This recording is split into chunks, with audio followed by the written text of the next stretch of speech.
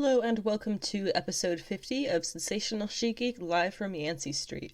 Today is Monday, January 31st, 2022, if you can believe that, and today we are going to be covering some really cool stuff.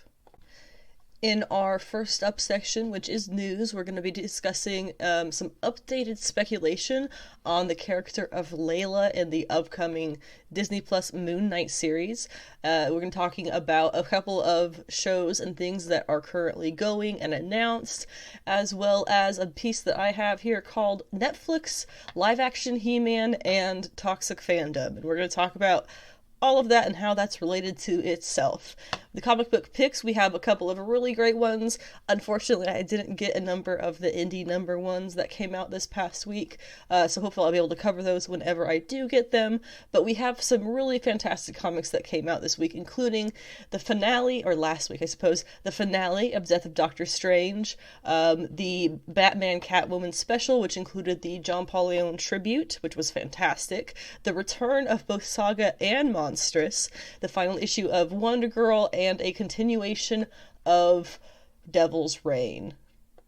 As far as the comic book pull list goes, that's going to be talking about comics coming out tomorrow on February 1st and Wednesday, February 2nd. That's going to be covering a number of new indie number ones. Yet again, it's pretty exciting that we've had such a flurry of indie kickoffs for series right here at the beginning of the year. And then the standard stuff for the rest of the poll is mostly big too. The big thing I think that people are going to be wanting to listen to in this episode is going to come last, like usual. It is the Book of Boba Fett episode 5, which was of course called Return of the Mandalorian, directed by Bryce Dallas Howard. It's her third Mandalorian, or I guess Star Wars property that she's directed, and that is excellent. She did a fantastic job, and I am super stoked to talk all about the Darksaber and Mandalorians and Mandalore and the Clan Vizsla, Star Wars legends and connections to the Clone Wars and Rebel shows. We got some really cool stuff to talk about here. So that will be at the end of today's episode. But before we get things going, as usual, I gotta go over all of my social media stuff in case anybody wants to know how to get in touch with me. For my Instagram, you can find me at Anna with the Comics, because Anna is my name and I do have the comics. You can find me on Twitter at Savage She-Geek, which is a lot less regularly updated than it should be, probably. And my website is sensationalshegeek.weebly.com. For now, you have to have the Weebly extension in there because I have not been able to pay for it yet to end up having it just as my own domain name. That would be great, but I haven't gotten there yet, so you still have to have the Weebly in there. But what you can find on that site, on the front page right now, I have some highlights about Madeline Pryor, aka the Goblin Queen, Ileana Rasputin, aka Magic, and Clea, aka the new Sorcerer Supreme, in now-ish, but also coming into her own series in March 2022. You can also find my podcast notes, which are pretty much just the write-up I do before the podcast to make sure that I hit all the points that I want to hit, which I keep there for anyone who would rather read what is going on instead of listen, or of course for anyone who is hearing impaired, they can still keep up with the podcast. All of my old work that I've done, pick list, pull list, I did a lot of writing before transitioning that into the podcast about, well, yes, it was just over a year ago. I had my 1-year anniversary episode on Friday, so that's pretty exciting. But you can find all of that writing still under the archive on my website's blog. And then the last thing that you can find on the website are links to everywhere that you can listen to this podcast, which does include the majority of podcast hosting apps, and that also it does include YouTube. They're all in a playlist, and I also have in a single playlist together a bunch of action figure review videos over the past couple of years.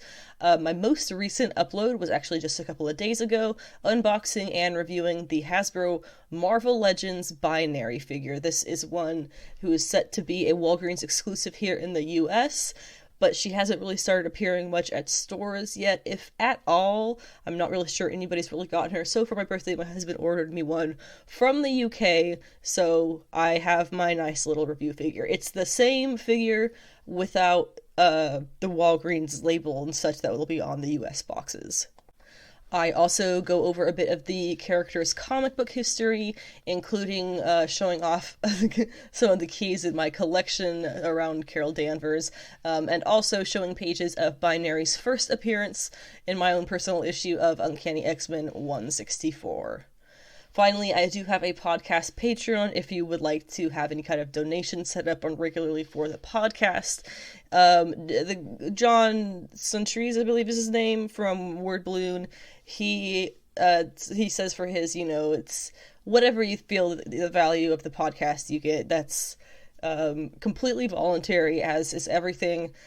And there's also Ko-fi, Cash App, Venmo, and PayPal, which you can also do, all linked in my link tree at the bottom of each episode's description. And anything that comes through those goes directly to keeping the podcast up and running, between Podbean and getting a domain of my own set up, and then hopefully being able to do more marketing and things like that, so I can actually get a bit more of a listening pool here.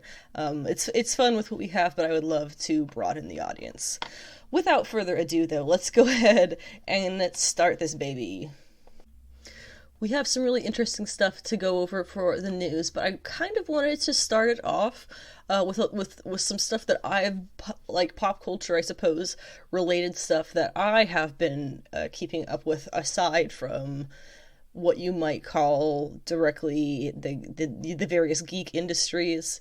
There's some things that have been really very strongly popping up in pop culture on streaming services that people really get on board with, and I like those things too. Namely what I'm talking about right now, a couple of shows that I binged over the weekend, one of which is less popular, I think, for sure, but Yellow Jackets being one of them. Highly recommend that. I would say definitely, I guess you would say trigger warning on that one for a lot of stuff. A lot of stuff, yeah. You can go to actually the Does the Dog Die website, or Does the Dog Live website, I think is what it is, and they will have a list of things that appear in the show, in case there's things that you would like to avoid. I totally get that. But fantastic show. Really cool mystery, and also a bit of a plane crash survivor lost type story, which I always dig. Disaster story, maybe, is what better way to say that. But it was fantastic. I binged all of season 1. I think it was 10 episodes, or possibly 8 episodes, whichever it was. I got that out. We were sick last week, so we stayed home and watched TV. The second show that I watched was, oh gosh, The Woman in the House. What is the whole title?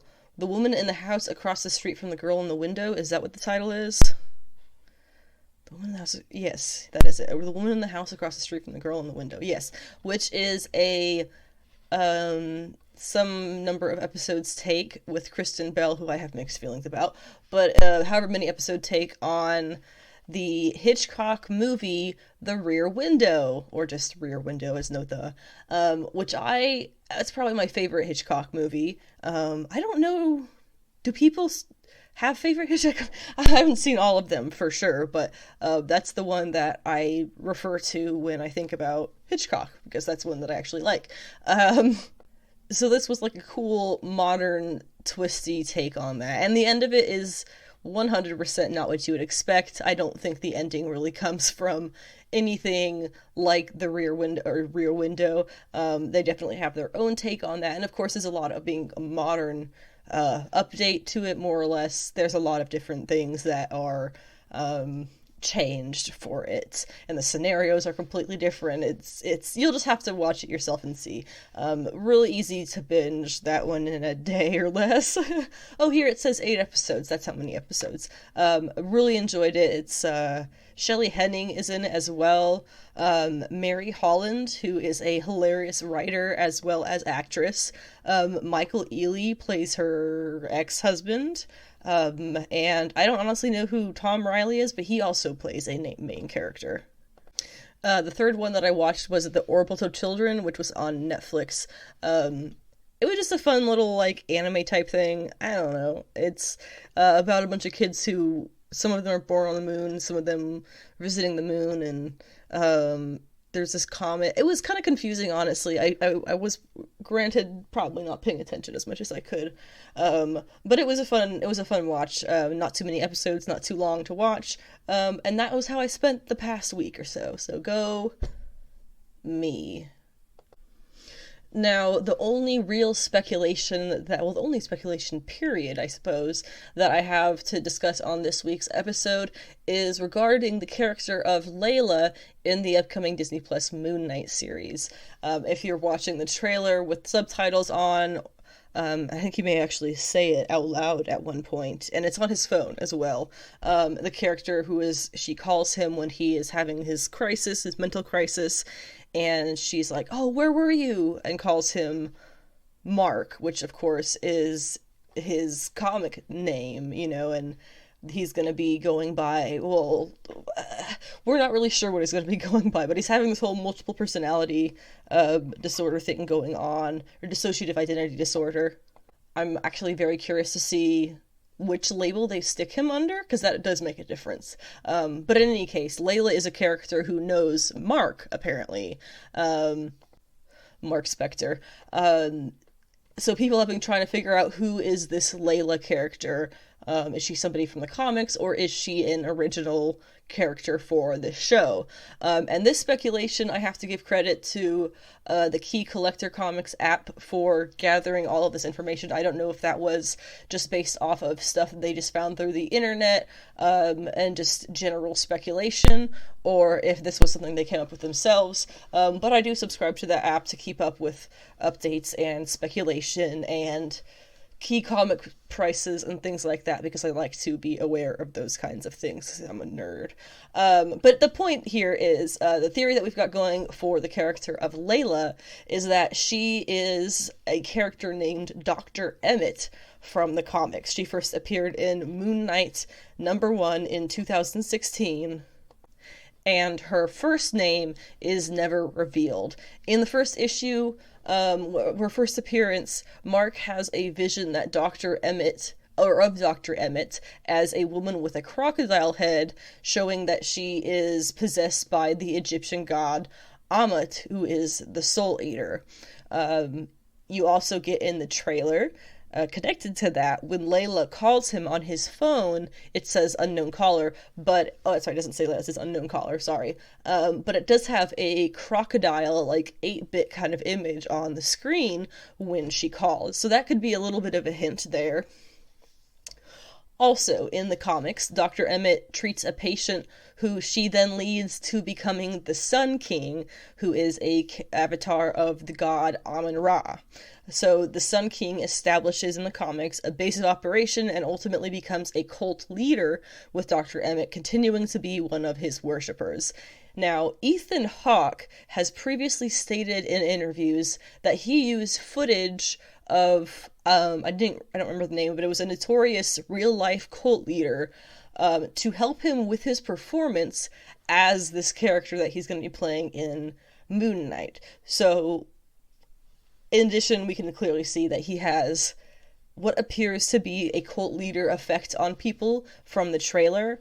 So there is solid speculation here that he is portraying the Sun King, in contrast to Moon Knight, who is one of the avatars of course, Khonshu. And based on Disney's own description of the show, that would make a lot of sense based on what they're saying about there's going to be some kind of drama between the Egyptian gods, the pantheon of Egyptian gods. That would make a lot of sense if you have their earthbound avatars fighting because they're, godly.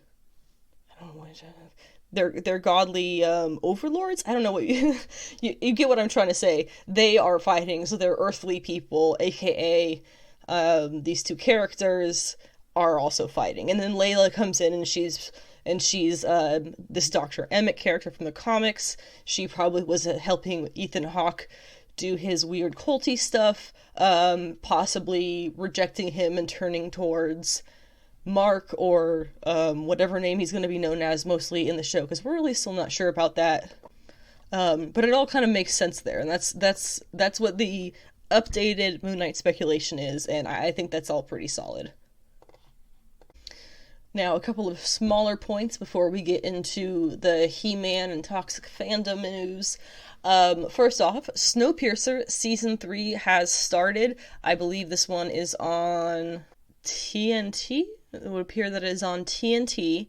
I mentioned this one specifically because Snowpiercer, I know a lot of people don't know this, but Snowpiercer is actually based off of, loosely based off of the French graphic novels by the same name. It was, of course, the Chris Evans movie. Snowpiercer was the same, based off of the novels, graphic novels, and now the show, same thing. There are 3 volumes to this. They are, again, French, but they have been all re-released in English as well. I want to say Boom was the ones who published them. Not entirely sure, but it was originally published by the publishing company Casterman in French. And the first series, their first volume, was put out in 1982 under the title, I'm not going to try and pronounce that, something in French, and later titled The Escape in English.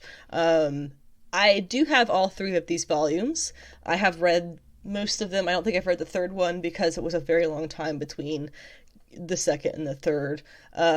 They are, you can check them out, but you should know they are very French. Very French. There is a fair amount of nudity and cigarettes and, the torment of the people under the foot of the government. That was a Russian. I don't know what I was doing there. Just a lot of the, Les Miserables, just very French. And it goes very different than both the show and the movie. It's much darker, and I would probably say much slower too, but it does have a little bit of a cult following, and so there are people who really dig the graphic novels. I would totally dig getting a first edition in French. Even though I wouldn't be able to read it, I think that would just be like a cool bit of pop culture history to have, just saying. But moving on from that, we also have more good news. Mortal Kombat 2 has officially been confirmed. We all knew this was going to be happening, but now that it has a writer and everything on board, it is even more official. It is confirmed official. The studio, they ended up hiring Jeremy Slater to write. He has been the head writer on the actual, we were just talking about, the Disney Plus Moon Knight series, and apparently he also helped develop the Umbrella Academy for Netflix from Dark Horse. So that's all good signs for somebody to be writing a Mortal Kombat movie. Being somebody who is not very well versed on the Mortal Kombat stuff, lore, I guess, I didn't want to do too much looking into what people are speculating is going to happen in the sequel, because I have no idea what any of that would be talking about. Not a clue. Whoosh, over my head. I would be completely pretending to know what I'm talking about, and that makes me super uncomfortable, and I don't like doing that for the podcast, so I don't. But I did see this one thing, which I happened to have heard about when The Rock had tweeted this, and so this was actually kind of funny, and I kind of see this as being a bit legitimate. There are theories now that The Rock / Dwayne Johnson could be playing in this Mortal Kombat sequel Shao Kahn. I think that's how you would say that, because the reasons behind this, just before the sequel was officially confirmed, like a day or two before, The Rock had tweeted something about having been cast in a video game movie that he himself has played a lot of. And so, of course, there's all the funny jokes about, oh, Pokemon, stuff like that. I doubt The Rock plays Pokemon. But to add on to that, the Mortal Kombat creator, or co-creator, I see that it must be, Ed Boon, he tweeted that The Rock would make a great Shao Kahn. So speculations are a whirl, and I don't blame them, because he says he's gonna be in a video game movie like a day or two before it's announced. I feel like it's probably like maybe 60% that. I don't know what I'm talking about. Do I think that he would be good in this? Again, not familiar with... I don't even know who this character is.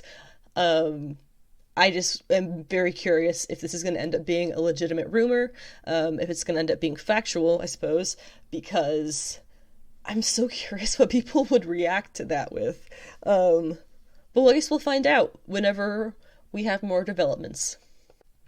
And news as of today, well, actually, starting over, we had a couple of months ago, Tom King talked about how he was going to be doing a new indie project through Substack, and that was all very nice and good, and we finally had that announced. Through Substack, it is going to be called Love Everlasting, following in the tradition of classic romance comic books. His whole reasoning behind this, I'm sure there's more than one or two reasons, but what he posted about on social media today was basically that, at a certain period of time and for a very long time in comic books, the majority of comics being made were romance comics. Patsy Walker, she herself being a romance comic star. And Tom King, of course, being, if you didn't know that, I feel like you definitely don't understand any of his work, being a large fan of romance. If you didn't pick up on that one, I don't know what to tell you. He's literally been chronicling Batman and Catwoman's romance for the past 4 years. No, for the past 6 years, yeah. But anyway, I'm getting off topic here a little bit. So now we have Love Everlasting, and the artist going along with this series is Elsa, I'm sorry I'm going to pronounce your last name wrong, Chartier.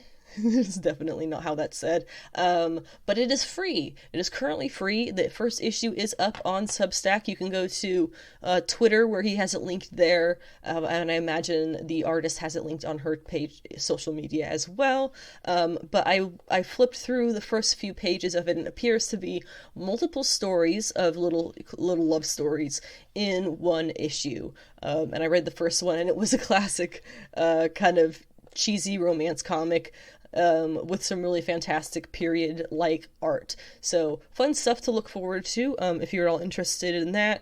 It is called, once again, Love Everlasting. And now I would like to go over this little thought piece, I guess you might call it, that I have titled, The Netflix Live-Action He-Man and Toxic Fandom. I'm not very good at short titles. But because this week we did have the announcement that there is going to be a new live-action He-Man show on Netflix, I felt like this was something worth exploring just a little bit. In case you were unaware, the Masters of the Universe saga of shows, movies, comics, and more are all based off of the original 1982 Mattel toy line. The toys were not based off of the media. The media was based off of the toys. Fun fact, it's kind of hilarious when you think about it. And why did they design them like that? If they weren't based off character designs, why did they just choose very homosexual look for He-Man? Just bare-chested, basically got a loincloth, like, it's pretty funny. But that's what it is. The first live action movie that they ever made for this was made by Canon Films in 1987, which was shortly after the peak of the toys and the cartoon, which came out in 83. And this movie from Canon Films in 87 it starred Dolph Lundgren, of the good old Dolph, as He-Man. But of course, the movie was a failure at the box office and didn't go very far. Now, as for this new series, we have a couple of statements from people who are from the studio and from Mattel. So the first one here, he says, Robbie Brenner, who is the executive producer of Mattel Films, says, Masters of the Universe is an iconic property that shaped the imaginations of an entire generation of kids with the message of becoming the best version of yourself. Most bare-chested version of yourself. With our partners at Netflix, we look forward to showing audiences that anything can happen in Eternia. We are continuing to unlock this global franchise in new ways, and we can't wait to see Kyle battle it out with Skeletor in this live-action epic saga. That's Kyle being Kyle Allen, who has been cast as He-Man. We also have from the producers Todd Black, Jason Blumenthal, and Steve Tisch. They say, we've always been inspired by the fantastical world of Eternia. This movie has been 14... Oh, it's okay, it's gonna be a movie. Just kidding. This movie has been 14 years in the making for us and our partners, and we are so excited to tell an entirely new story for Masters of the Universe with the Nee brothers and Dave Callahan for Mattel and Netflix, and share it with a global audience. This is all well and good, of course, but it's worth remembering that in 2021, we just had a Masters of the Universe, and it was fantastic. In 2021, Netflix and Mattel originally partnered for the first time to bring us Masters of the Universe Revelation, which was a 2-drop, 10-episode animated series, and it was a continuation of the classic 80s storyline. It had Kevin Smith as the showrunner for the series, and featured an incredible cast of all-star, fan-favorite voice actors that included Mark Hamill, Lena Headey, Chris Wood, and Sarah Michelle Gellar, all of whom recorded their lines over Zoom, believe it or not. Sounds fantastic, right? Well, due to the fact that the series was focused on characters that were not just He-Man and Skeletor battling it out, having pissing contests, but rather the broader Masters of the Universe, as the title would suggest, some self-proclaimed fans of He-Man and the He-Man saga were somehow found very enraged by this. How dare they put an attractive female as one of the main characters for these episodes on my man show? Is pretty much what it all sounded like. So here we have, I am sorry to report, another case of toxic fandom ruining something for the rest of us. After the unignorable, frankly, cries of outrage from the most embarrassing sides of geekdom, Kevin Smith has had enough and has come out now saying publicly that after the experience of making Masters of the Universe for Netflix, he will likely never work on a project that is not his own IP again, IP being, of course, intellectual property. For me, this is a total loss to the geek community. Those of us well-behaved enough to enjoy what we're given and keep our critiques and expectations in check with reality. Kevin Smith will be fine, of course. He's a legend in the comics community. He will be just fine. But I am very much saddened that we won't be getting any further Master of the Universe stories from him. I really loved that show. He made He-Man and his friends more than a laughingstock for me. I am someone who did not grow up with the toys or the other media based off of Masters of the Universe. It was a joke. So before the Kevin Smith show, I just didn't care. It didn't interest me.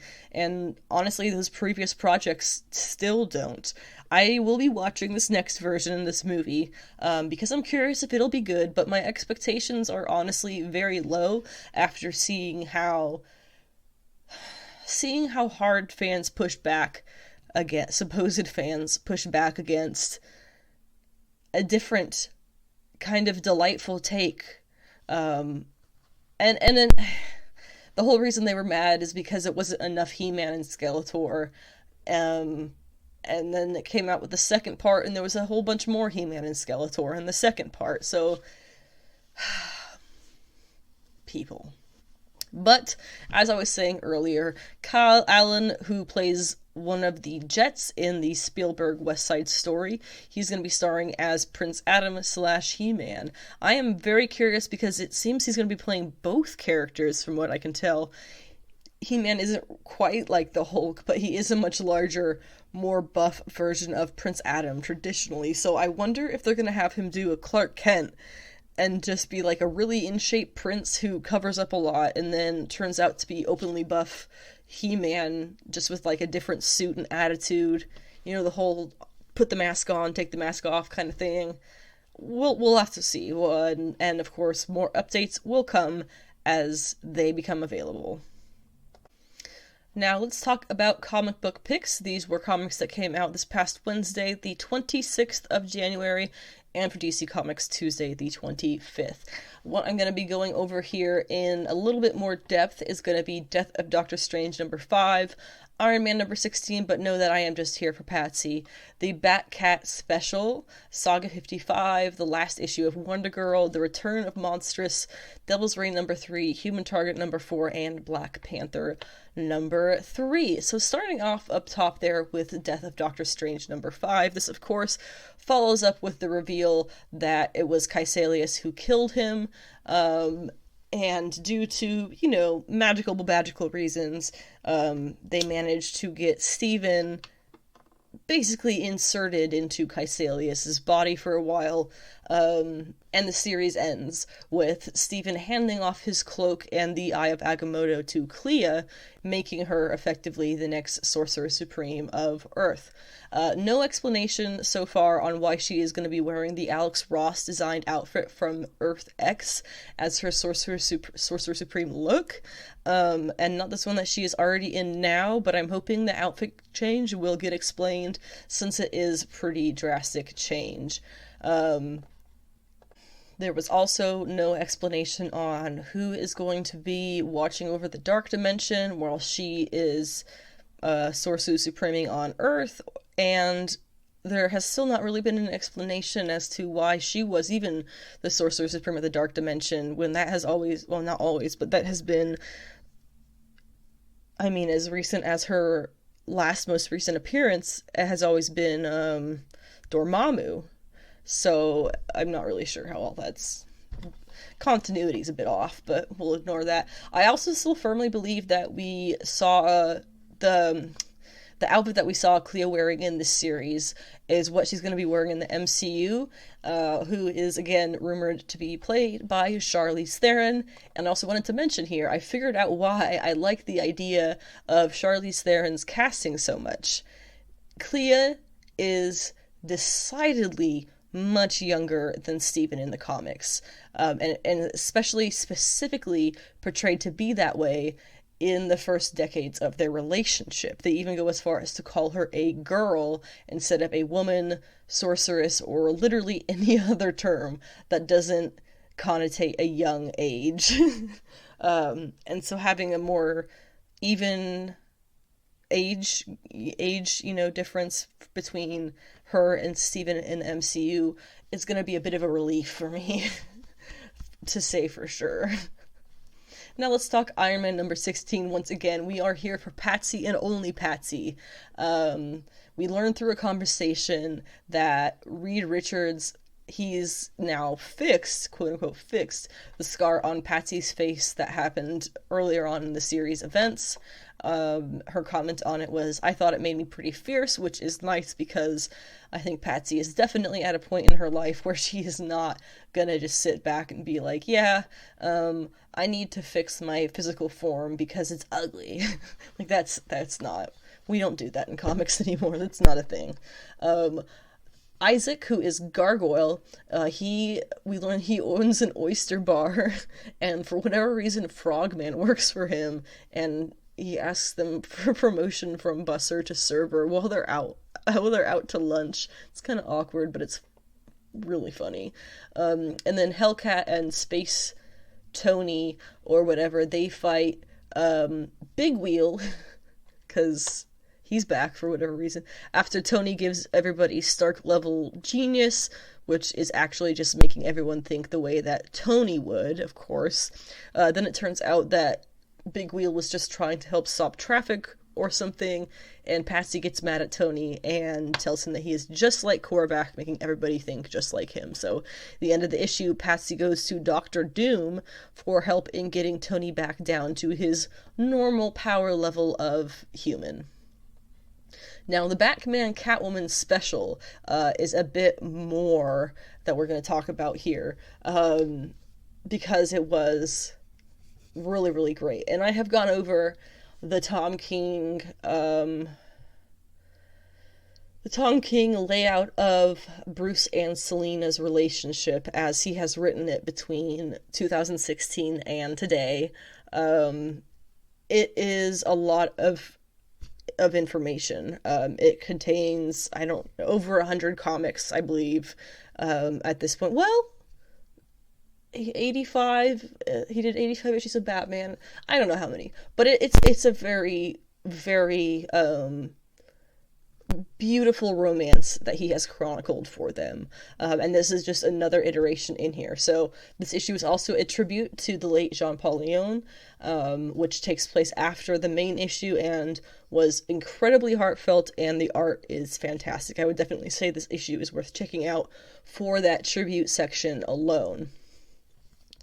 The story part of the issue chronicles for us the life and times of Selina Kyle, but told through the Christmases over her life, starting with when she was found in a dumpster as a baby by some stray cats on Christmas, and she winds up in the Wayne home for orphan children, which is not a fantastic place, but it is a roof over her head. And growing up, she would talk to Bruce Wayne in the large Wayne family portrait on the wall about her life, about the holidays, about what she thinks his life is like, and then about his parents after their murder. She eventually broke out of the orphanage, crashing onto the ground and being found by stray cats again. She spends Christmas in the sewer with Killer Croc, if I'm not mistaken, and then we see her life as a criminal begin, stealing jewelry from fancy people on the street on another Christmas. We see her first trip to prison, where she smuggles in a kitten and starts fights to protect it. We see her drunkenly walking across a wire across the high building tops on another Christmas, robbing a horrid pervert on another. Solitary confinement at Arkham over the holidays, then she spends Christmas with the Joker, where based off their costumes we can clearly tell they're both very early on in their careers. The next Christmas we see has Batman and Catwoman kissing on a rooftop as police radios squawk about a jewelry heist. Then it's her Jim Balin outfit as she fights Batman on Christmas inside a museum, then an awkward-looking Christmas as just Bruce and Selina. A Christmas at the Wayne mansion before Bruce wakes up, with Selina gazing at the same Wayne family portrait. In her Jim Lee suit, she takes out the Joker on Christmas to his displeasure. Another year she and Batman swing through the city, with him questioning her about the missing tree topper from the Gotham Plaza Christmas tree. And then she's pregnant on Christmas, singing to her unborn baby as Batman returns from a night out. After this, we see Selina in her gray and black suit like in Batcat, where I realized, holy shit, in the modern era of Batcat, they already have had Helena. That's gonna be a really sick reveal. Bruce and Selina embrace by their Christmas tree. Helena is gifted a sword. She and her mother talk about the same Wayne family portrait together on another Christmas. Then Selina fights the Joker, wanting to kill him, but just leaving him scarred because she already made the promise to Bruce not to kill him. Then it's Batman trying to convince Catwoman to let their daughter be a Robin. Clearly she uses that one because the next Christmas is Helena in her Robin suit, and another Christmas with the Bat, Cat, and Robin all tied up over some hungry-looking alligators for some quality family time, no doubt. Much later, it's a Christmas with Selina and Bruce as an older couple. She assures him that their daughter will be the one to answer the bat signal tonight. A much more sad Christmas is Catwoman bringing an elderly Joker back to the rest home or hospital he wandered out of, his head confused with dementia. Another more solemn Christmas where Bruce gifts his wife a diamond and has it put on display so she can go steal it for herself. She is very much moved by this gift. Another Christmas is spent together on a beach, then mother and daughter race across rooftops in Gotham. Bruce Wayne vomits into a toilet on Christmas, knowing Dr. Phosphorus has finally killed him all these years later. Then it's Selena alone at Bruce's grave on Christmas, just missing him. She spends one Christmas on a rooftop overlooking Gotham, taking care of strays. Then she makes a donation to the orphanage she grew up in, which is now called the Selena Wayne Home, but with a new era of family Wayne portrait at the front. Wayne family portrait at the front. It's with Selena, Bruce, and Helena. Plus, she apparently made the rule that each child must be given a cat. And finally, we see Selena's last Christmas taking care of strays in an alley again when she's shot by a robber and her life ends very much as it began, in an alley with some cats. Personally, I was pretty surprised that he actually went all the way through there and showed the death of Selena Kyle. But it makes a lot of sense. He's told us about the death of Bruce Wayne for quite some time now. I would highly recommend Batman Annual number 2, which has the titles Date Nights and Last Rites. That is easily one of my favorite single comic issues of all time. And I think it would be... It was, honestly, it's kind of like a prequel to Batcat. It sort of kicked off the whole way of storytelling that he does with Batcat. So definitely recommend that if you're into this relationship. And then you can check out all of Tom King's other Batman writing so that you can learn all about what he's chronicled of their relationship. Now for Saga number 55, this was the grand return of one of the, if not the most popular comic of all time. In short, I do not know of a new release that has not only generated this level of excitement, but one that has also lived up to it. That is Saga for you. Boom. That's perfect. This issue, of course, this is going to be spoiling it, so if you haven't read it, go away.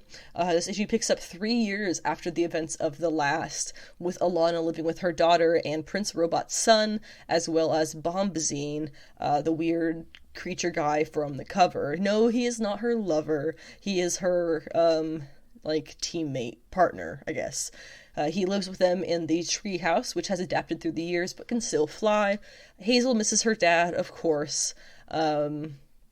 But Prince Robot's son is there as her brother, so she at least has something to fall back on. We learn that Alana and Bombazine work together as smugglers, and of course they are in a little bit of a pinch now. Meanwhile, we catch up with the Will. He's back into fighting shape, and he comes to Gwendolyn, who is now in charge of their guild. They have glorious X-rated sex. Again, this comic is not for kids. And then Will pulls out the head of Marco, or rather, the skull of Marco. That is so dark. He's been carrying Marco's head around for 3 years. Dude.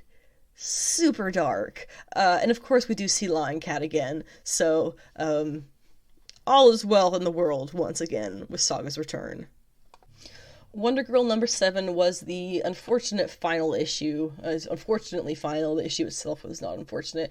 This is by Joel Jones with art by Leila Del Duca and colors by Jordi Belair, and I still cannot believe how well Leila Del Duca mimics Joel Jones's art. It is uncanny. Totally uncanny. I love it. It's fantastic. And as it turns out, the man who back in the day killed Yara's mother and who came now to Olympus to challenge her again turns out to be Eros. She wins the battle, of course, and he takes his love arrow spell thing out of her so that she is free.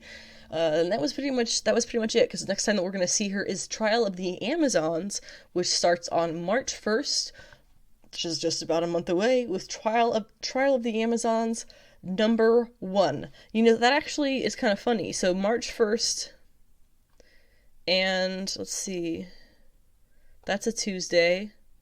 Yep, March 1st and February 1st are both Tuesdays. That's kind of funny.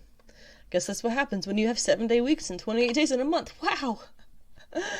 I'm getting off track here. Monstress number 36 was the return of Monstress in 2021. Again, love this book, love this world that they built, and love this team. Marjorie Liu and Sana Takeda are fantastic, and they have created one of the most phenomenal universes in Monstress. There's a lot of politics in Monstress all the time, so it's a little bit difficult to always go through and explain what's going on, because there's so much built up.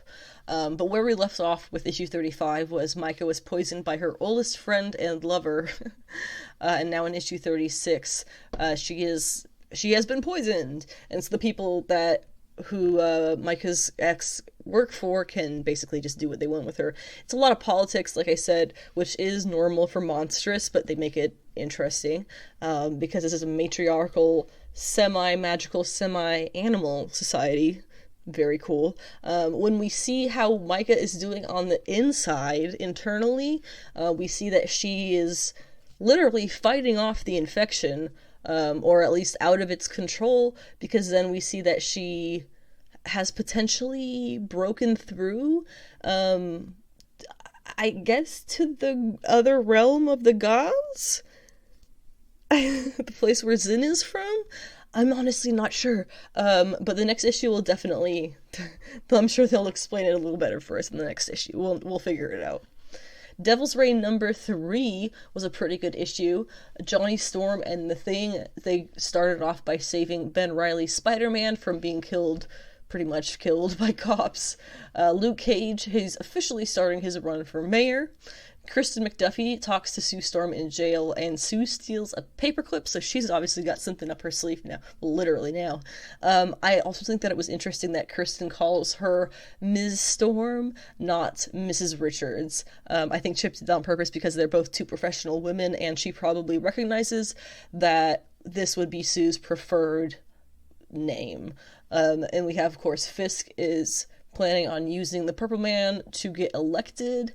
They talk about Daredevil's identity and how Fisk knows he used to know, but his mind was wiped like everybody else's. So he decides to use the Purple Children too, who themselves are on their way to kill their dad. So that is probably not going to be very good for the Purple Man. Either way, he's probably not making it out of this. Meanwhile, the heroes figure out that Fisk is using Purple Man, and they decide that something has to be done.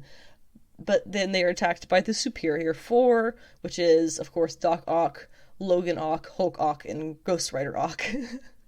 It's honestly pretty funny. It is revealed at the end of the issue that Iron Man, who we thought was Iron Man, is actually Chameleon working for Ock, because he was supposed to get Iron Man to run for mayor, and they were like, no, we're gonna do Luke Cage.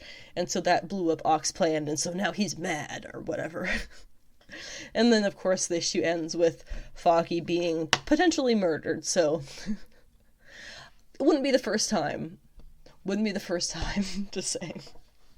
Human Target number 4 is, of course, day 4 of 12 of Christopher Chance trying to figure out who killed him, which is a complicated question because it's a 12-day poison in his system with no antidote, and he was poisoned when he was undercover as Lex Luthor, so it's really, they're not sure if somebody was trying to kill him or Luthor.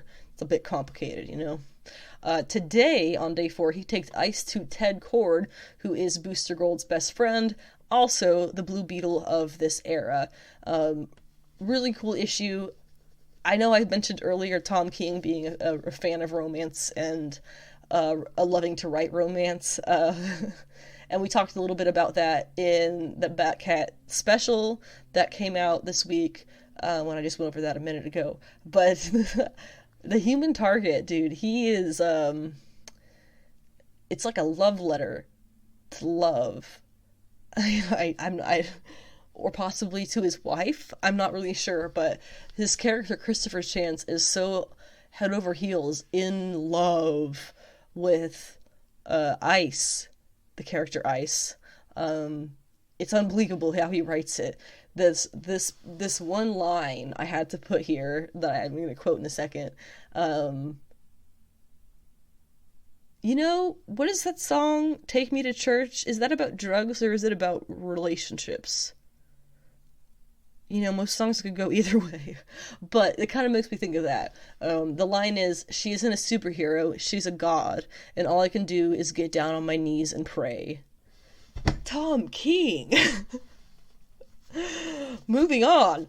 Black Panther #3 by Oscar-winning writer and director, John Ridley, who actually just came out with another new movie on, I want to say it's on HBO Max. I think it's got Orlando Bloom in it. That's all I remember.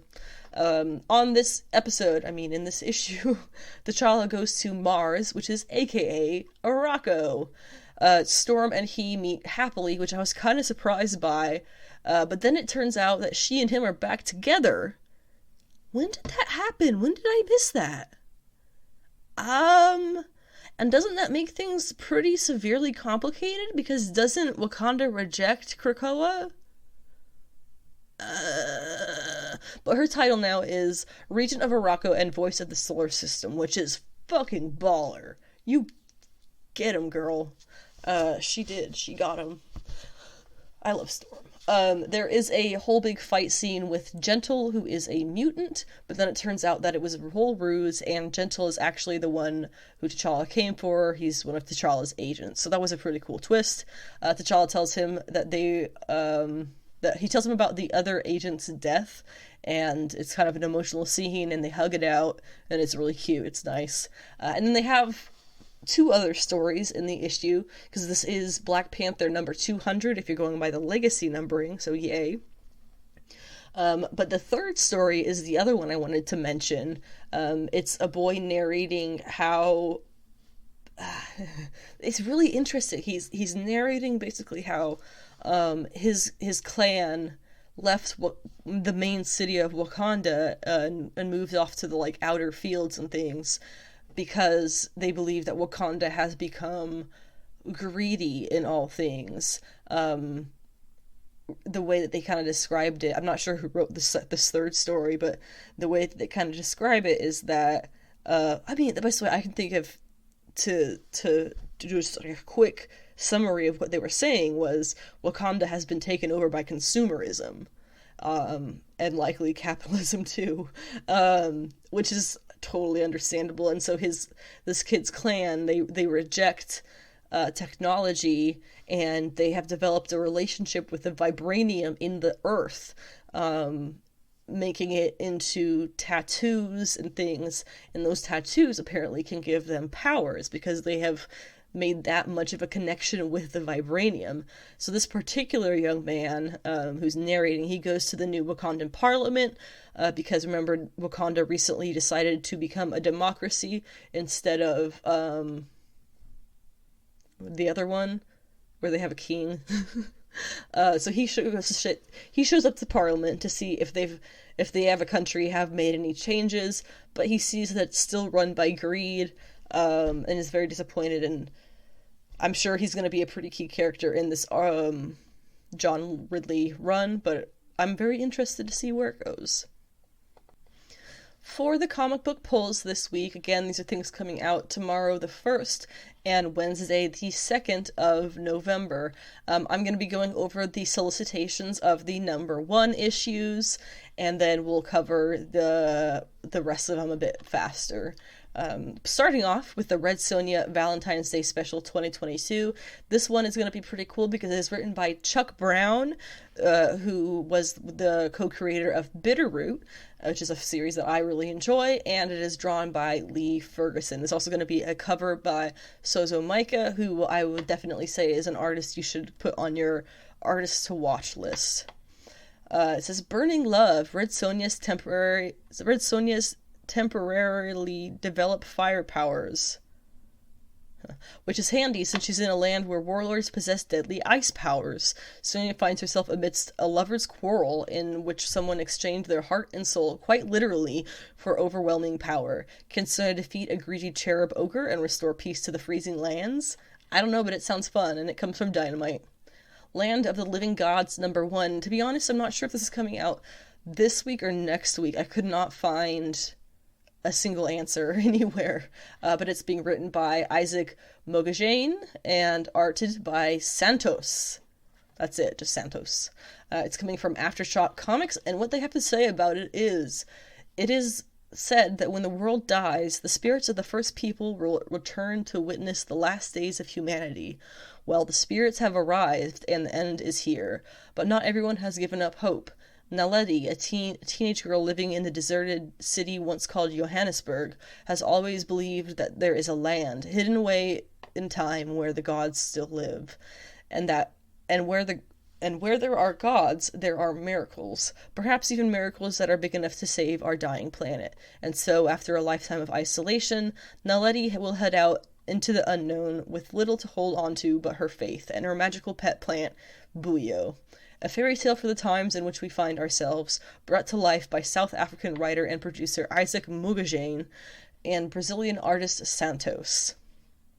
I think that sounds really fun. I'm also loving all of the non-American comic creators who have been popping up with new indie comics recently. That is how you keep the industry thriving.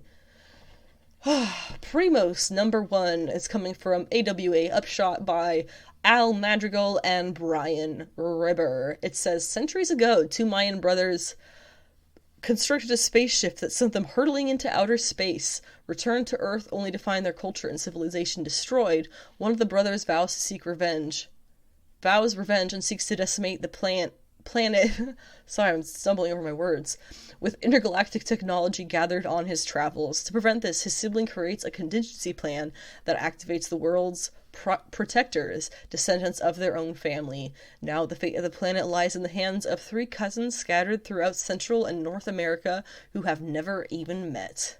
Sounds sick. New Masters #1 is an Image comic from Shobo and Shoff Coker.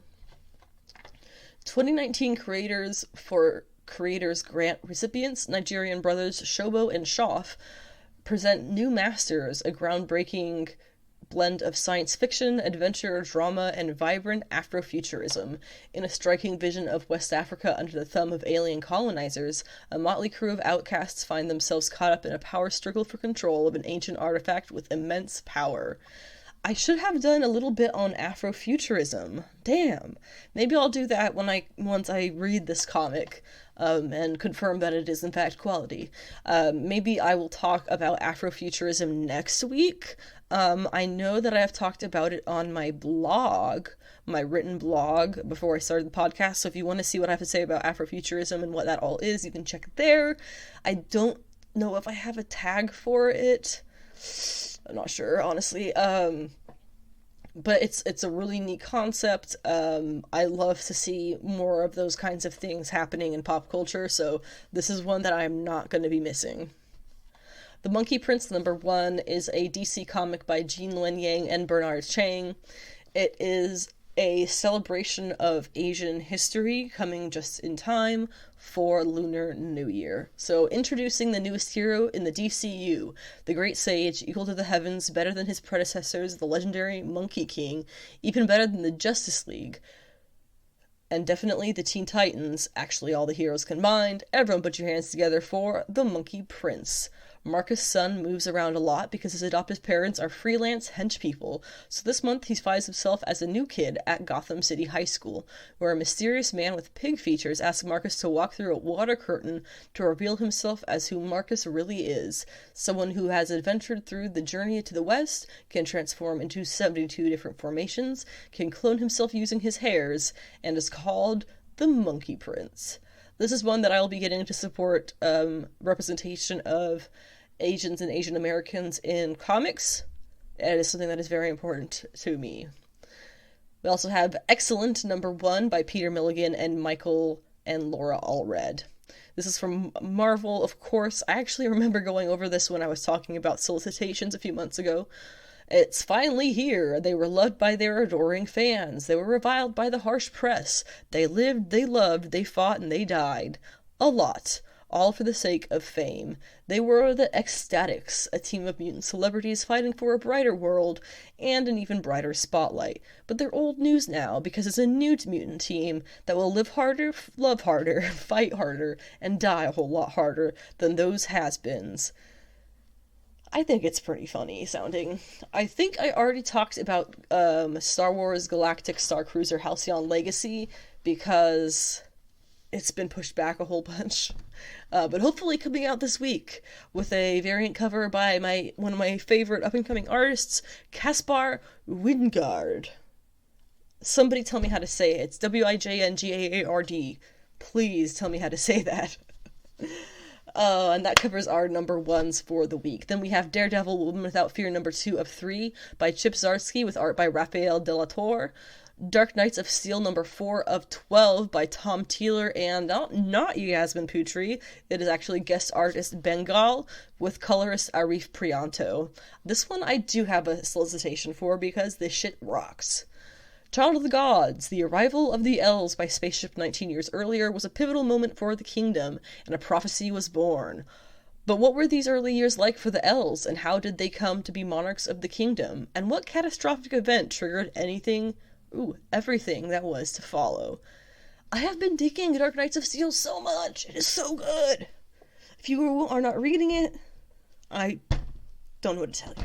I don't know what to tell you. You're missing out.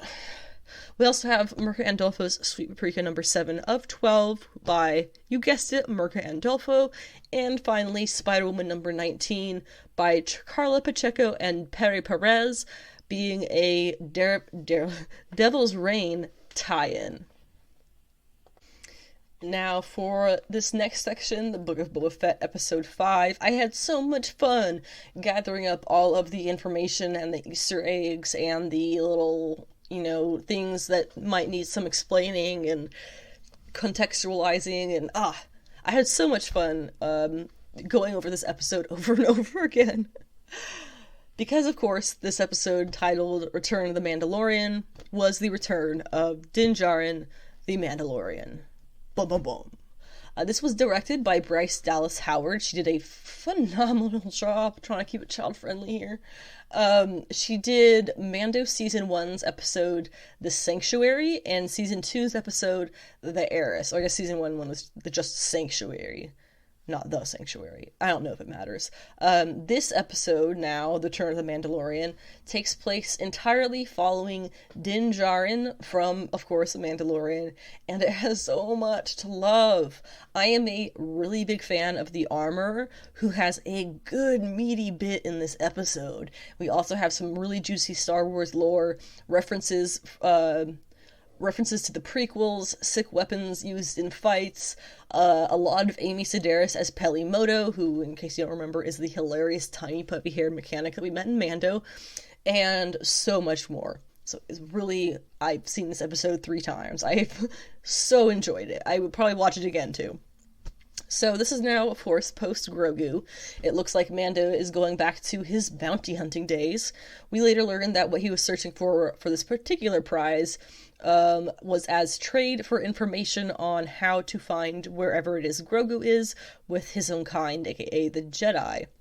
Speaking of the Jedi, actually, the title is a reference to Return of the Jedi, one of the, of course, original movies, and depending on who you ask, it could have some deep meaning about how, Jedi and Mandalorians are so different, and then, I think it's just a reference.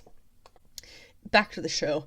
Mando easily takes out more than a handful of Klatooinian, it's a fun one to say, Klatooinian. He takes out a bunch of their thugs in the back of meat butcher production place, and then he leaves with the head of their boss, leaves them with all the cash, which is pretty funny. He also leaves with a nasty burn on his leg, which he gave himself on accident with a darksaber. Clearly, Din is not used to this weapon yet. His destination with the head is basically Halo. It's a giant ring city that is apparently called Glavis. And yes, giant ring city, as in giant ring in space with the city built around the ring. It even has rotating daylight sections, which is pretty cool.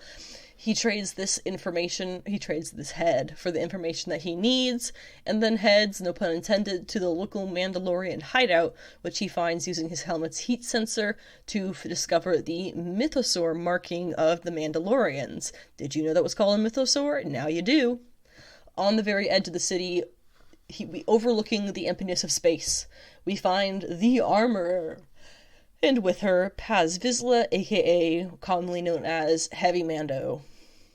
The armor, fun fact, is played by Emily Swallow, who has also played God's sister in Supernatural, voiced Dracula's wife in Castlevania, as well as Emily in The Last of Us, and has a lot more credits under her belt. Feels very fitting that she adds this role to that resume.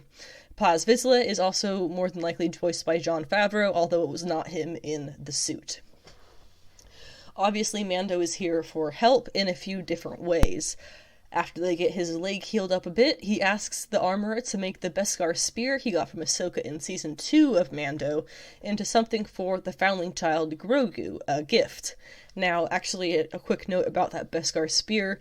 The armorer does make a mention that the Beskar was not meant to be used as weapons.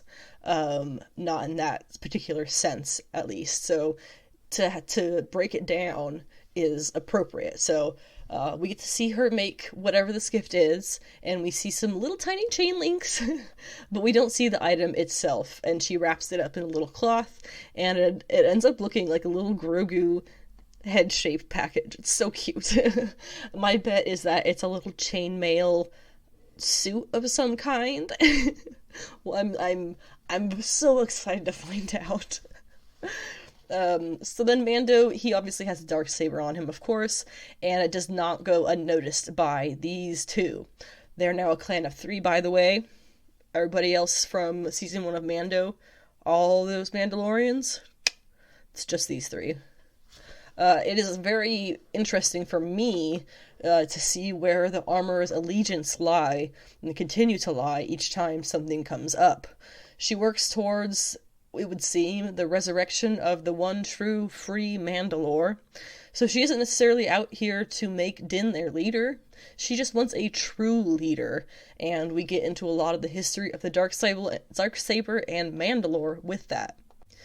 The Darksaber was created by Tar Vizsla, an ancestor of Paz Vizsla, and the only Mandalorian Jedi in history. Whoever holds the Darksaber shall rule Mandalore. That is what they earn when they have the saber. The legend or prophecy, whatever you want to call it, it says that the true leader of Mandalore must win the saber in battle, though, not through any other means. For example, Bo-Katan Kryze, she says, the armorer says, did not win the saber by creed, is the term she uses, because she was gifted the saber from Sabine Wren in the Rebels animated show. The armorer would suggest that, due to this, her rule was not true, hence the downfall of their planet and people under her reign, according to the armorer. The armorer does take some time to train Din with the saber, using their homeworld language of Mandoa for callouts as they fight. The words she uses is Solus, Tad, and En, meaning 1, 2, 3. She tells Din of the Night of 1,000 Tears, the Imperial bombardment of Mandalore. We see flashbacks of ships dropping bombs, destroying everything on the ground. More flashbacks show KX series droids, which we saw in Rogue One with K2SO and his Imperial bot buds. The ships performing the bombardment during the Night of 1,000 Tears flashback scene that we see are called the TIE SA bombers. The SA, which stands for Surface Assault, clearly is definitely what's going on here. And then the big dome building that we see getting bombarded and getting bombed is called Sundari. It is Mandalore's capital city, which we have seen animated a couple of different times, but this was the first time to have it appear in live action. The armorer says her sex survived the bombardment because they weren't on the planet itself, but rather the moon Concordia. This location has been the site of a Death Watch base, as seen in the Clone Wars. Satine Kryze banished the Death Watch Mandalorian rebels there, following the planet's bloody civil war. Pre Vizsla ruled the moon and was in charge of Death Watch, no doubt leading to Paz's being Mandalorian as well. Something in my throat there for a second. It is worth noting that the armorer is the head of this very small Orthodox Mandalorian religious group that was already theorized to be possibly derived from Death Watch, as seen in the Clone Wars. So this really seems to solidify that theory, and I'm very curious how that's gonna end up. He clearly doesn't know that she's an extremist, Yeah, I'm just very curious how that's gonna go long term. When her lesson is over, Paz Vizsla decides to challenge Mando over the right to carry the Darksaber, and they battle it out sans jetpacks, which makes my nerves go completely crazy.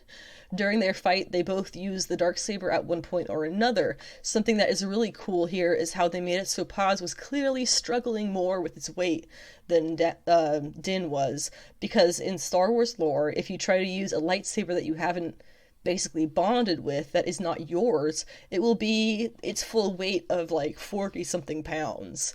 Having that connection with it is what makes it light enough to wield naturally. While it does seem for a minute that Paz will win his family's saber back, Din ends up winning it out, but when the armor asks him to swear by their creed, which is of course the have you ever removed your helmet, has anyone ever removed it for you, or whatever, he has to admit that he has removed his helmet. She immediately tells him that he is a Mandalorian no more. He asks how he can recompense. She says he can take himself to the living waters beneath the mines of Mandalore to be redeemed. The mines have been destroyed, but she reiterates that is the only thing he can do. He leaves the ring world by way of Galactic Cruiser. I have been trying to figure out the ship's name, if it's the Halcyon from the comics or another one, but I couldn't find any definitive answers on that.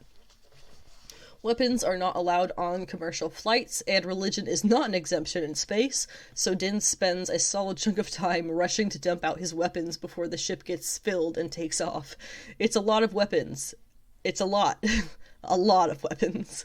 Thankfully, nothing is tampered with on the trip, but Din is seated behind a Rodian and its parent, a child Rodian, and the child becomes overly curious with this mysterious Mandalorian. This bit to me was so much like the classic superhero takes public transit shtick, you know, where he sits and tries to blend in, but of course a kid sees him and is fascinated, and then later on in the episode we get him, he comes by and swings by in his own ride to really impress the kid, like Superman flying outside of a plane. It's classic superhero shtick.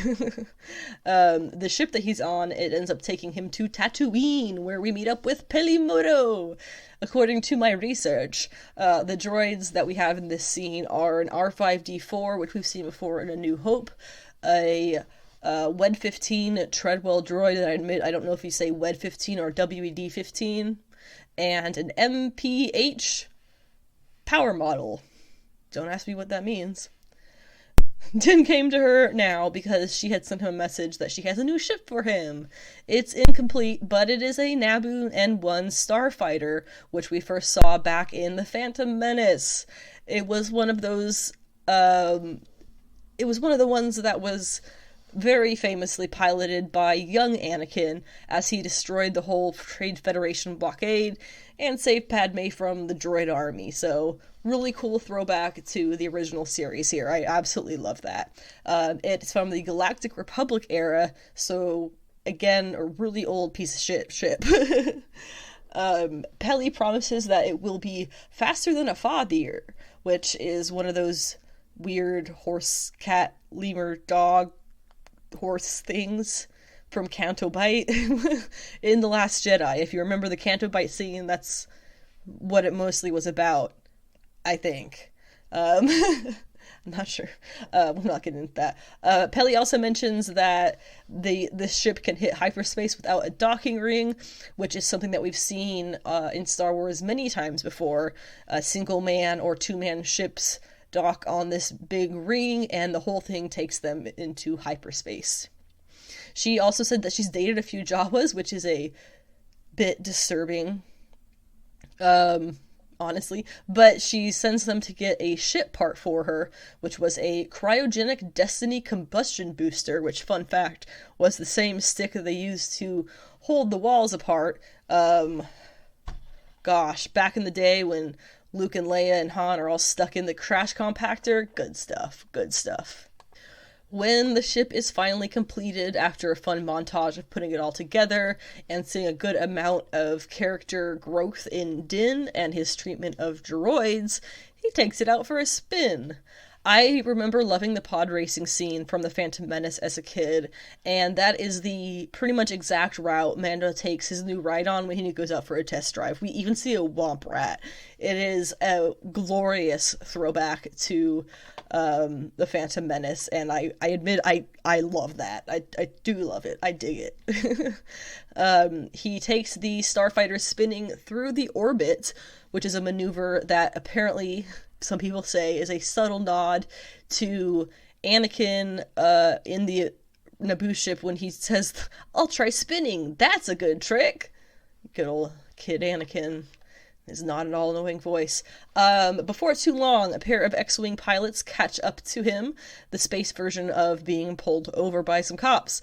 The second pilot, the older one, is Carson Teva, is the character's name.